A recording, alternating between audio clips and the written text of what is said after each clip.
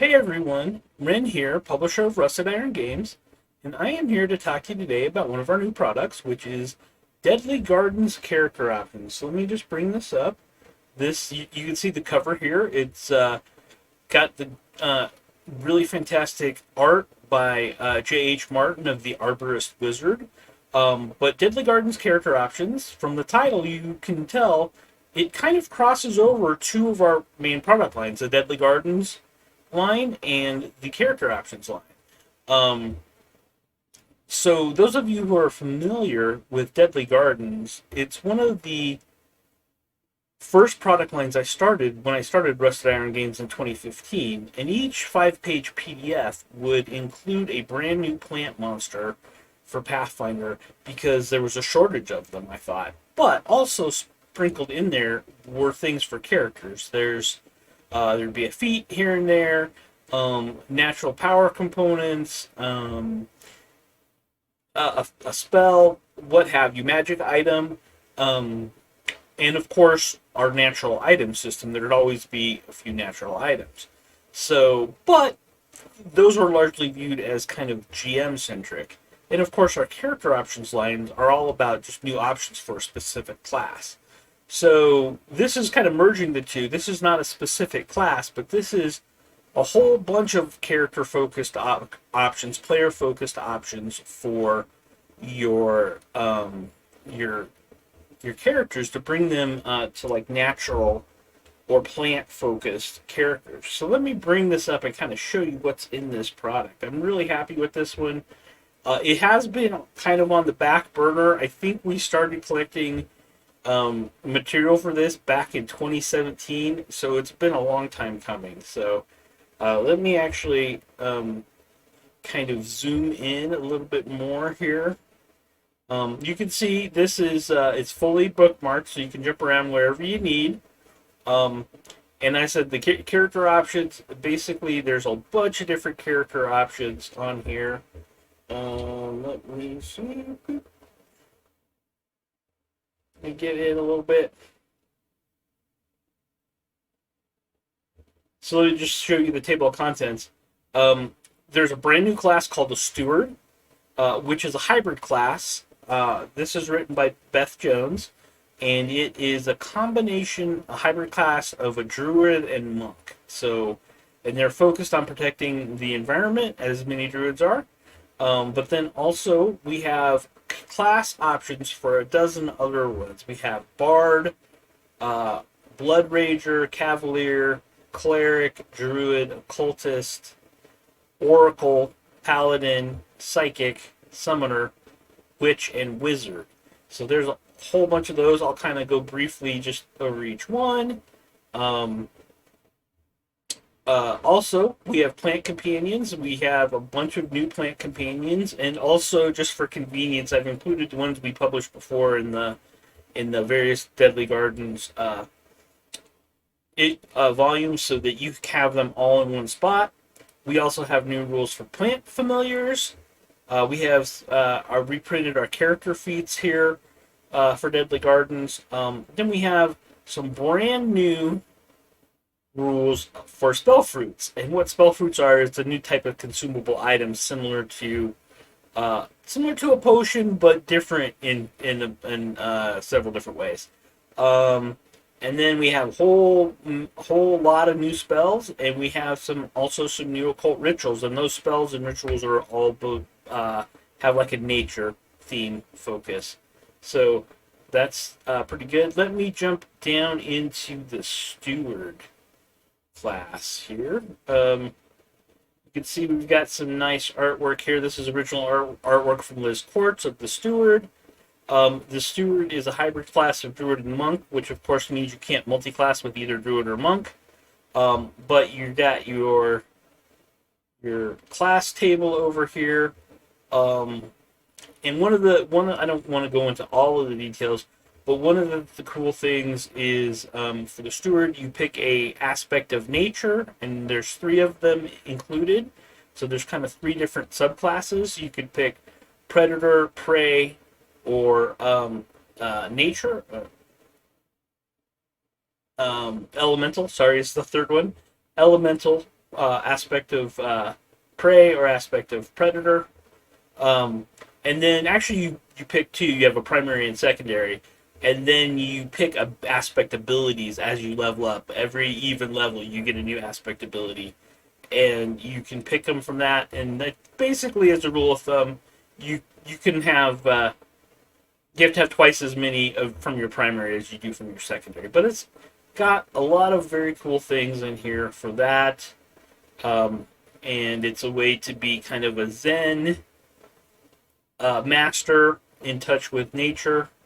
They cast their spells off the druid spell list, but they're spontaneous casters. So you've got tables here for their spells per day versus their spells known, and they can go. Since they're only a partial caster, they go up to 6th level at the highest for the druid spells. But that's a quick overview of the steward. We have a new archetype for bard called the Green Singer, which is a nature focused bard.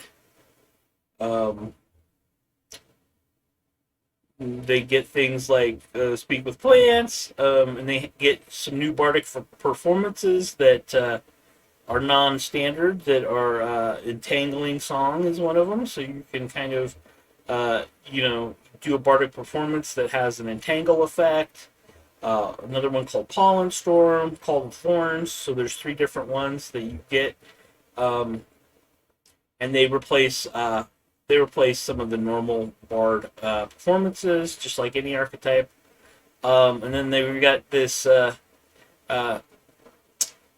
Blood Rager. We have a Dryad bloodline for Blood Rager, which you can see that we have this nice stock art of this plant barbarian type guy here. And this is to represent the Blood Rager at 20th level. They fully transform into kind of a plant.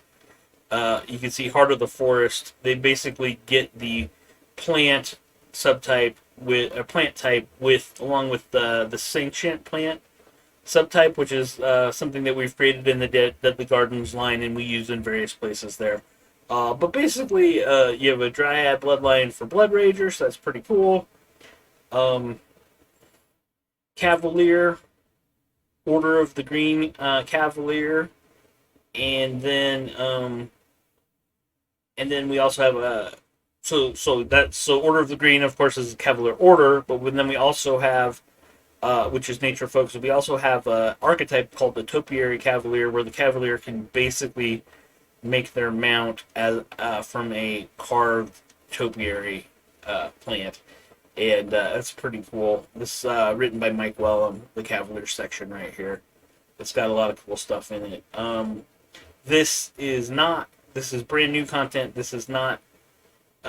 We have a character options Cavalier, but this is not included in that. This is new.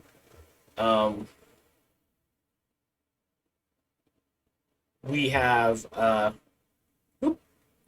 for Cleric, we have 3 new Cleric subdomains.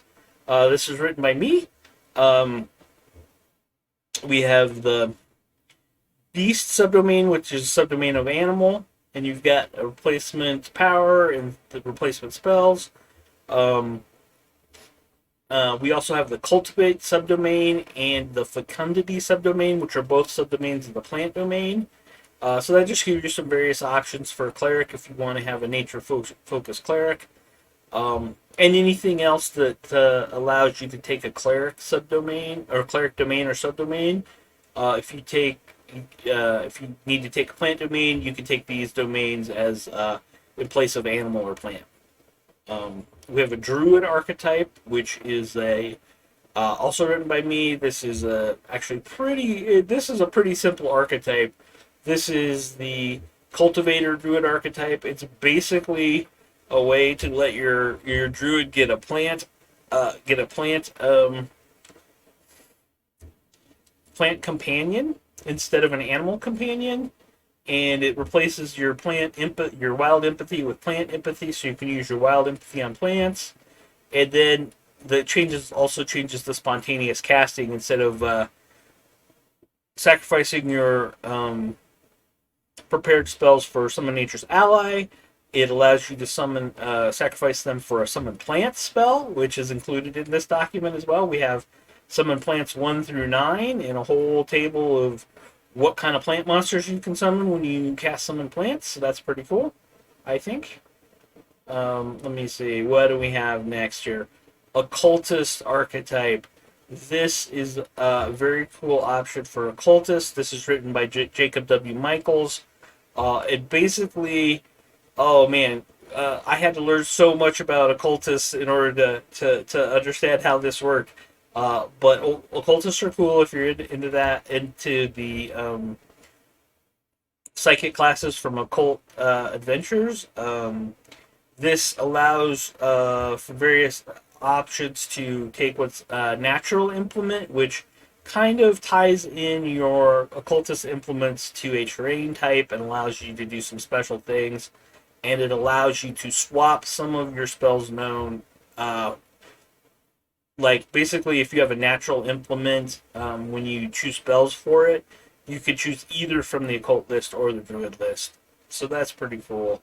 And then it goes through the different types of, you pick a terrain. These, for the natural implements, these are the different types of terrain that you associate it with. That's very cool. So the next section, Oracle. This is actually a reprint from our Oracle class options because I wanted someone to have, who has this PDF, to be able to have all of the nature-focused options. So one of the multiple things that exist in the Oracle character options Oracle is the Ironwood Oracle. So we've just reprinted that archetype here. But I also added a new curse. This curse is new, the Curse of Thorns. Basically, your Oracle curse is that your character is kind of wrapped in thorny vines, and whenever you cast a spell, they kind of constrict you and cause you some damage and some bleed damage. And of course, you can turn it around and eventually use the Thorn Whip spell, which is a new spell that's already included in here. I think it's kind of interesting. Preserver Paladin archetype. This is another one that I included. It was originally published in the Paladin character archetypes, Paladin character options, but since it's nature focused, we just reprinted it here, so that you could have that for your Deadly Gardens characters, in case you haven't bought the other one. Okay, so we have Paladin. Then we have the Green Mind Psychic archetype, which is a way to make a nature-focused psychic. This is also written by Jacob W. Michaels, who's one of our favorite freelancers to work with. Basically, you can get animal or plant companions. You can get detect animals and plants. It basically kind of gives you more nature-focused options for the psychic. And then we have the Verdant Caller Summoner. This is also written by Jacob W. Michaels. This is an unchanged summoner archetype that allows you to get a new type of Eidolon called with the Leshy subtype when you're using the Unchained summoner from Pathfinder Unchained. We also do have a note here in case you're using the original summoner. That here's some basic stats on what your plant Eidolon would have for the original summoner versus the Unchained summoner. So that this should work with both types of summoner. It switches out some spells, gives you all kinds of nature focused items. Then not only that, not only giving you that archetype for to get the plant or the Leshy Eidolon.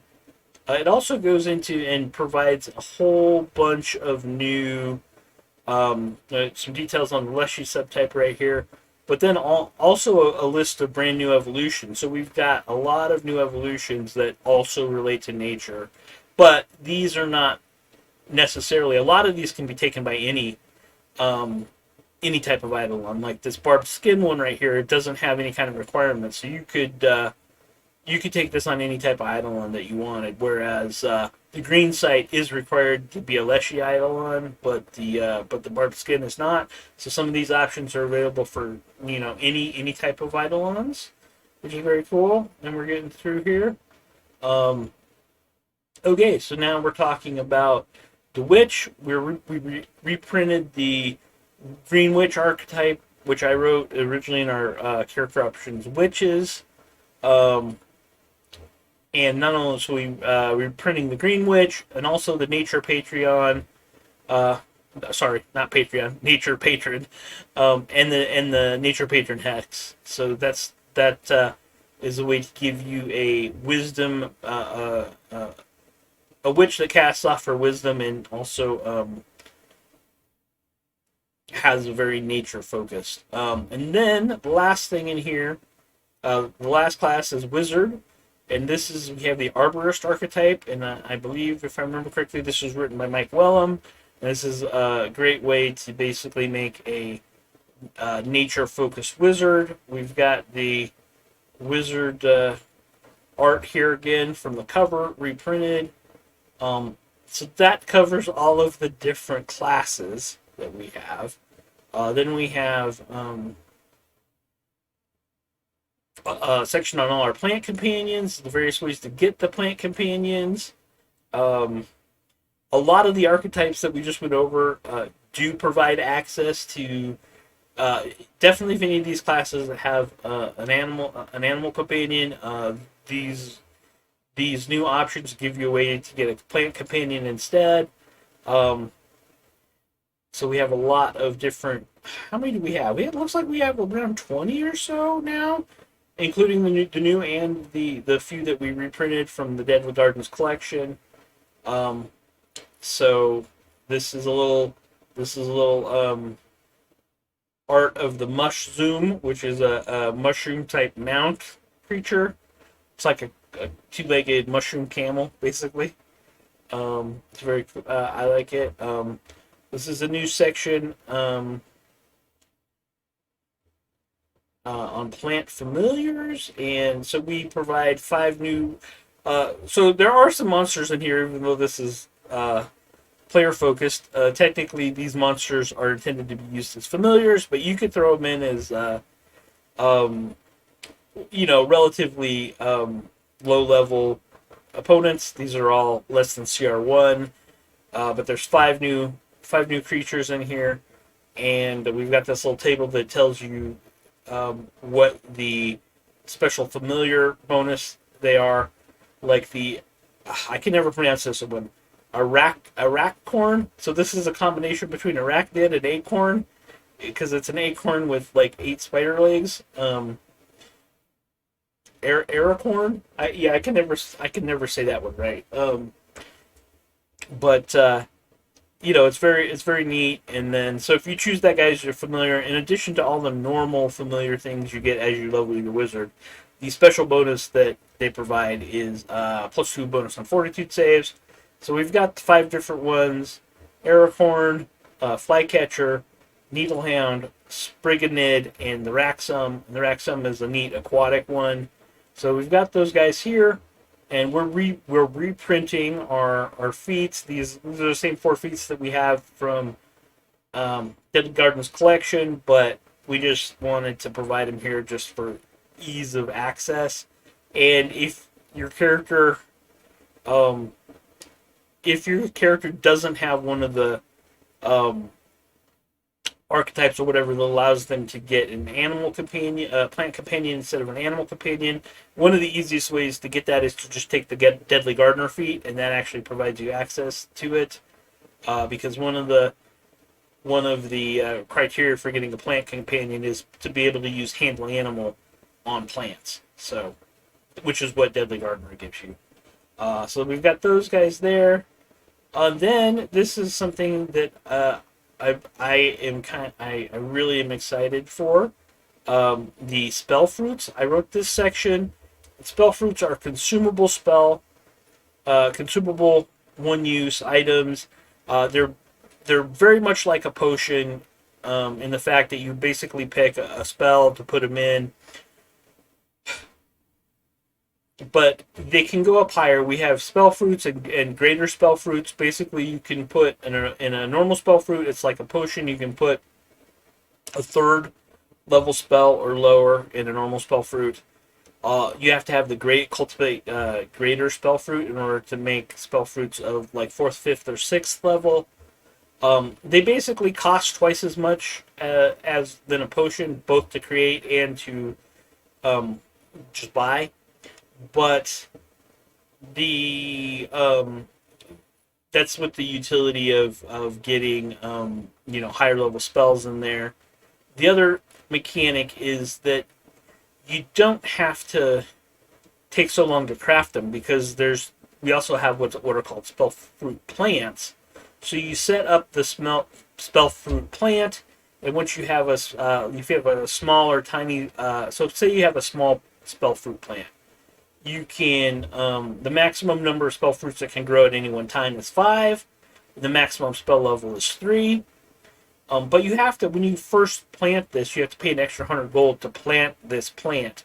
But then you have the plant, and then you can say, okay, I've got this plant. I want to do a second level spell fruit. It's going to cost me 600. Well, would be the base price. It costs you 300 if you're crafting it yourself, right? But you don't have to spend the entire time. For the more expensive ones, you spend a short amount of time preparing it, and then the plant itself will grow the spell fruit. So if you have like, in order to get the higher ones, you both have to have larger plants and the second feat, because we have two feats here. We have cultivate spell fruit and cultivate greater spell fruit. So basically, you can spend normally when you craft magic items, it takes you 1 day per 1,000 gold pieces to create it. So like a 6th level spell fruit would take you I think that's off the cost, would take you 4 days because it's more than 3,000 gold to create it, right? So instead of that, when you prepare it, it's 10 minutes. It's 10 minutes per 1,000. So it would take you 40 minutes to start it, but then you just can let it grow on its own and come back in 4 days, and it's ready. So that's the advantage for that. That's why they cost more. You also, these, except for the tiny plants, the plants are also you have to have some place where you can come back to them, right? Because the tiny plants are small enough that you can put them in a flower pot and carry them around with you, but small or medium or large plants they're too big for that. So I hope people find that interesting. There is actually another spell that I realized I was planning to do, but I did not write and put in here, called Secret Garden, which is a way to have an extra dimensional space to have a garden so that you could come back and access that. I will have to write that up and add it to this PDF in the next week or so. So I'm going to do that. But that brings us to our spells. So we have spell fruits. We have a whole lot of spells, mostly for Druid, Ranger, Shaman. Some of them are Cleric and Wizard. Actually, a good number of them have access to Witches too. But we've got a lot of spells in here. We've got so the spells start on page 27, and they go all the way through. And page 31, we're still on them. Page 33. So we've got basically 33. We've got 6 pages of spells. And you can see this big giant table over here. One of the parts that takes up a little bit of this space are the summon plant, the new summon plant spell. And this is basically summon monster. As you can see, it acts as summon monster, except that you pick from the table summon plants. So it works exactly the same as summon monster for the same level, and then we just have a list of all of the plants here that you can summon. And of course, this includes all of the plant monsters from the Deadly Gardens line, but not just limited to that too. It's got almost, I'm going to say it's got 90% of the plants from all of the official bestiaries 1 through 6. There are a few plants that I specifically left out just because of the way their nature, or just they didn't work as a summons for very good reasons. Like there's some mold. The name escapes me at the moment, but there's like a puppeteer mold or something like that that infests people and kind of takes over their minds. That didn't really make sense for summoning it because it has to have a host. So there's a few things like that that they were excluded, but literally only a handful. There's less than 5 monsters out of plant monsters out of bestiaries 1 through 6 that are not included in this class. So we've got a few things here. We're actually working on a few more. I thought that we didn't have quite enough for for level 1. And because we have included in here are the 5 familiar monsters as well that are included in this.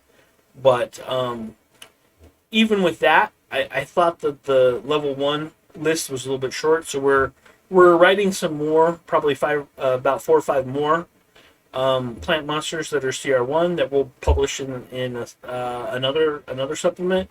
But when we do, we're going to specifically say that they are added to this plant monsters list. So that's our plan there.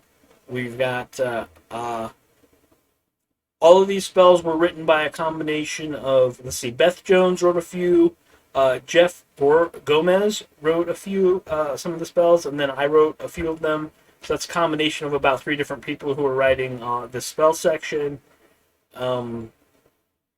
And let's see, then our last section before the end here is nature rituals. These were written by Jacob W. Michaels. This is basically using the rules from Occult Adventures for occult rituals, and we've got 4 new ones here. One for a bountiful harvest, one to move ley lines if you use the ley line rules from Occult Adventures, a ritual of rebirth, which is actually a way to this ritual restores life to a slain creature. Yep. So you have that, and then summon verdant ally, which is similar to summon planar ally in concept. I think it actually references that. So, yep.